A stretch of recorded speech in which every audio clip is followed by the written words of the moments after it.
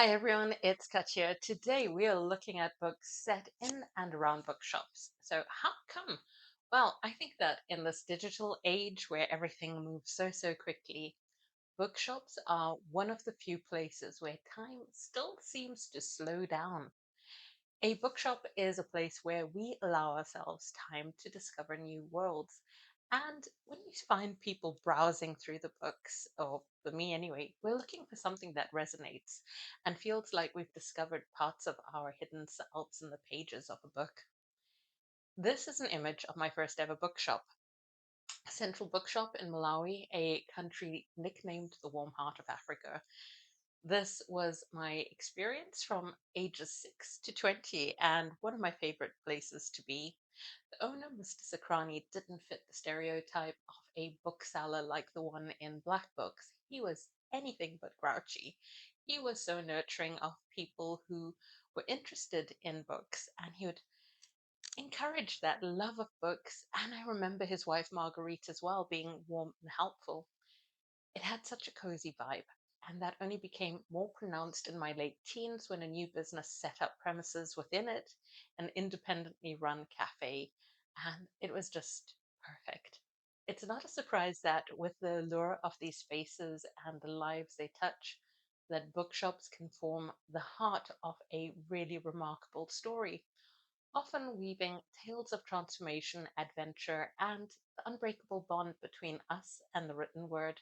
So, the books that I've chosen to share today take us to numerous places: enchanting streets of London, mystical bookshops in Dublin, a community oriented corner in Seoul, a cozy book nook on the edge of Tokyo, the Scottish Highlands, and more. But what they have in common is that they underscore the timeless relevance of bookshops in our lives, not just as places of business, but as cornerstones of community, imagination, and change. Now, one of the reasons the first book on my list resonated for me is that it gives you a real sense of community, and that's how I felt about my childhood bookshop. Welcome to the Hyunam-dong Bookshop by Hwang, Bo-Reum. I praised this book in a dedicated review back in November, and then I got a bit nervous. I was thinking, what if people don't love it as much as I do? I mean, I've got the reason that I love it. And I really shouldn't have worried. It has universal appeal. I had a couple of people message me to say they enjoyed the recommendation, and I still see it popping up all over BookTube now. The story beautifully captures the essence of life's crossroads, and for our main character, Youngju, personal upheaval meets a tranquil sanctuary of books. Her journey is compelling and will really resonate if you've chosen your own path despite criticism from those closest to you, where they say, don't go away from what's expected from you, because she doesn't get the sort of support in this book. And that's what starts off the narrative. We're right at the beginning when she starts this new journey, which is all scary. And it's got a little bit of everything. It explores a range of emotions, but never gets melancholy. A touch of sadness, a touch of humor, and bucket loads of empathy. Personal transformation and community are offered in this narrative. Then we have The Bookshop on the Corner by Jenny Colgan, which is a heartwarming tale, but far more romantic than I usually read. Still, I loved it. Escape and self discovery, and we've got humor, relatable characters, and the team building exercise at the start where the main character has to endure um, various activities together gave me flashbacks of many compulsory organizational sessions I've had with professional coaches. Apologies if you are a professional coach, but sometimes these sessions are so artificial and it feels to participants like an invisible tick box exercise. So this is pretty much the way that she conveyed it, and it really just, struck a chord with me. It's a well structured story that balances romance and personal growth. Its pacing and emotional depth make it a perfect read for people who are looking for something comforting as well as inspirational. Now, the Scottish Highlands provides a really captivating backdrop, but if you're about to leave your job, take compulsory or voluntary redundancy, or just make this huge career change, the start of the book will really resonate. It's set partly in Birmingham and mainly in Scotland, and therefore is also a book that I recommend to people who love the idea of leaving behind city life to escape to the country. Then we have 84 Charing Cross Road, which I think a lot of people already know. It is an epistolary novel blossoming with wit and enchanting friendship that is formed across the Atlantic. So it's pen pals, you've got the letters forming the narrative, and through these letters, the story comes alive between a vivacious scriptwriter based in New York and the reserved and knowledgeable chief buyer at Marks & Co., a second-hand bookshop at 84 Charing Cross Road, London. Unable to locate obscure classics and some British literature, she contacts him, and over the years, their correspondence evolves from transactions of rare books into a deep, long distance friendship. Their simple exchanges highlight a shared love for literature that bridges distance. It will appeal to those who believe in the magic of written correspondence, so pen pals. And like most booktubers and book club lovers, the shared love of reading. I'm going to pause there because my dog's going crazy.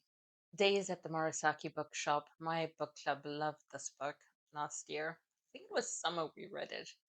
And I featured it in a wrap up video and in my favorite 2023 video, or my favorites of 2023.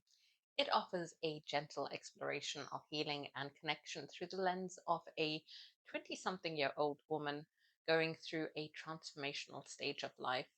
Takako is dealing with heartbreak and questioning what she wants out of life. Her journey and the characters around her are sketched with sensitivity, allowing readers to see parts of themselves in the characters. It's understated and got a calm vibe, capturing the serendipitous joys of life that often go unnoticed. It's very much slice of life. It's a character driven narrative with enough plot to keep readers engaged by exploring self awareness and the quirks of how we relate to one another. I recommend it to book lovers who appreciate translated literature and the subtle beauty in everyday life. Then we have The Lost Bookshop. A magical bookshop in Dublin becomes a haven for Opaline, Martha, and Henry. Their lives intertwine, and we get a dual timeline which weaves Opaline's escape first to 1920s Paris, and then we have Martha's and Henry's present day quests, blending magical realism with real life struggles. And I enjoyed Opaline's stint in Paris, where she works at the original Shakespeare and Company bookshop in Paris, run by Sylvia Beach until 1941. Opaline was there, fictionally, when the bookshop published James Joyce's book, Ulysses, and encouraged the sale of Hemingway's first book, Three Stories and 10 Poems, in 1923. So it mixes those sort of historical facts with fictional characters. And the characters are facing challenging family dynamics. Readers are immersed in their emotional landscapes and understand how books become the solace for them. It's a hopeful narrative in the end. It doesn't feel like it when I'm describing it, but in the end, it is a hopeful narrative. And the enchanting bookshop is literally, or fictionally, but literally, fictionally enchanted. It's enchanted. Then we have Bookshops and Bonedust by Travis Baldree, which is the second book he's written, but is actually set before his first book, Legends and Lattes. So it is a cozy prequel. And we still have the same main character, Viv the Orc. You can expect the same vibes. Although, unlike Legends and Lattes, where she's cashing out and looking for a life of calm, Viv's early into her career as a sword for hire, and she can't wait to return to the action. Her unexpected detour from mercenary life to a peaceful bookshop in Merck opens her to new friendships and perspectives, and the novel offers encounters with a cast of charming characters and moments of self discovery as well. So, Baldry cleverly intertwines the love of reading with that character growth, and there are action scenes.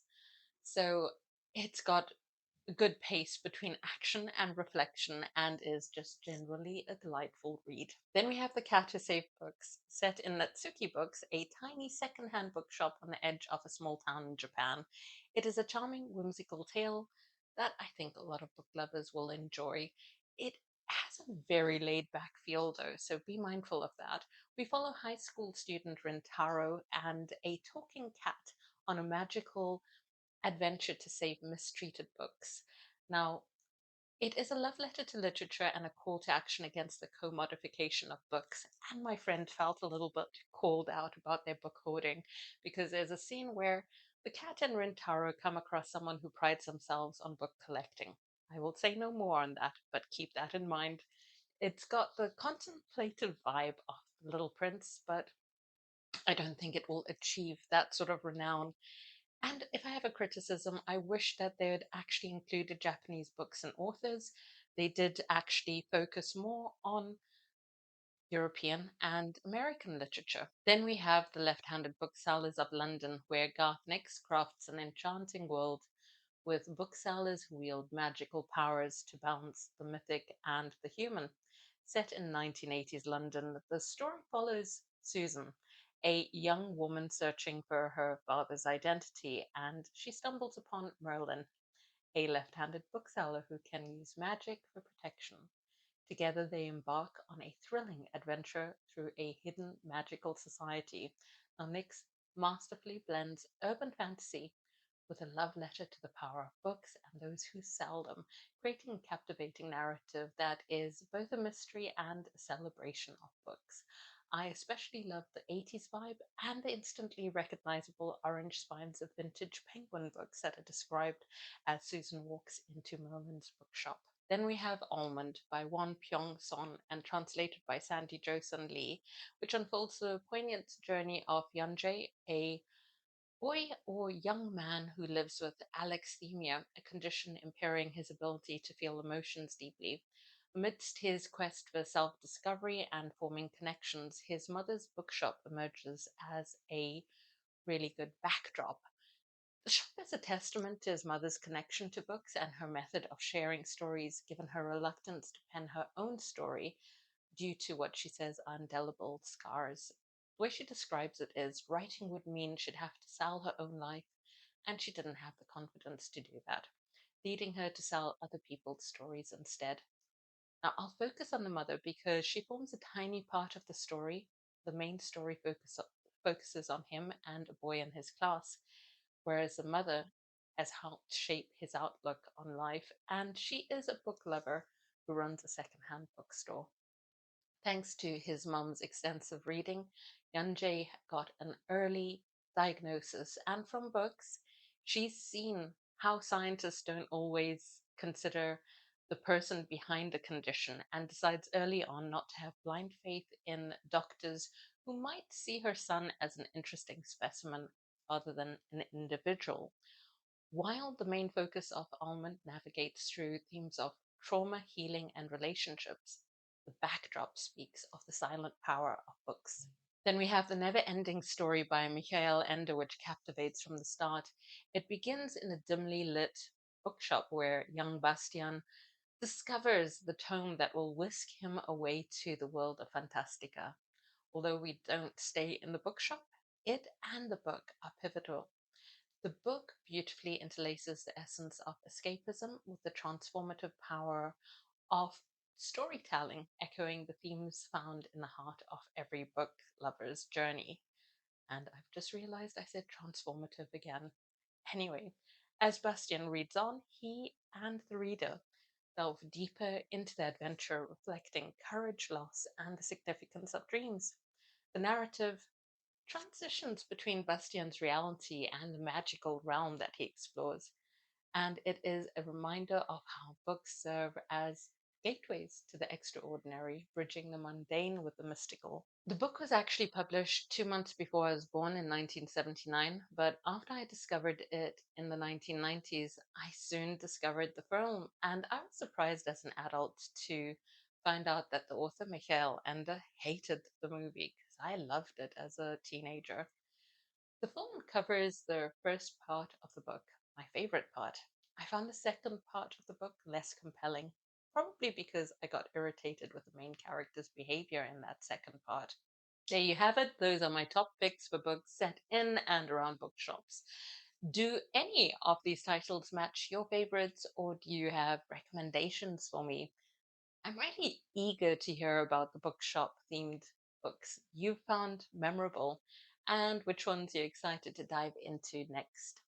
One upcoming release I'm particularly looking forward to is More Days at the Morisaki Bookshop. So, yes, you heard it here first. And if you didn't hear it here first, let me know where you did because I want to be booktube buddies with that channel. Um, and I'm not even joking. In the UK, it is set to hit shelves on 4th July. And if you're in the US, you get it 2 days earlier on the 2nd. Now, it's not a secret that there was a sequel because the first book was actually published in Japanese in 2010 and the sequel was published the next year in 2011. So, with the translation of the first being so successful, it was just a matter of time for us to get the second one to be translated into English too. Then we've got The Diary of a Bookseller. Filled with wit, the author's daily entries reveal the joys and challenges of being a bookseller. Finally, I'm continuing with the mystical theme that the left handed booksellers of London started by going into the sequel, The Sinister Booksellers of Bath. And this book follows the adventures of Merlin and his companions, building on that first story. It promises more magical intrigue and the steadfast guardianship of booksellers over their mystical realm. Books and bookshops continue to inspire and enchant as gateways to infinite adventures and the joys of reading. So, through the experiences of characters ranging in age, gender, nationality, and more, I think that these stories really give us the opportunity to celebrate the human condition in all its glory and the role that bookshops can play in our lives and imaginations if we let them. So, a huge thank you to all my subscribers for joining me on this book filled journey today. I really appreciate having you here and look forward to your thoughts. If I have a lot of edits in this video, apologies, but the dog was not too happy to let me film today. And then we had a delivery and all sorts is kicking off here. So I had to pause a number of times, but I hope that I did the topic justice and happy reading.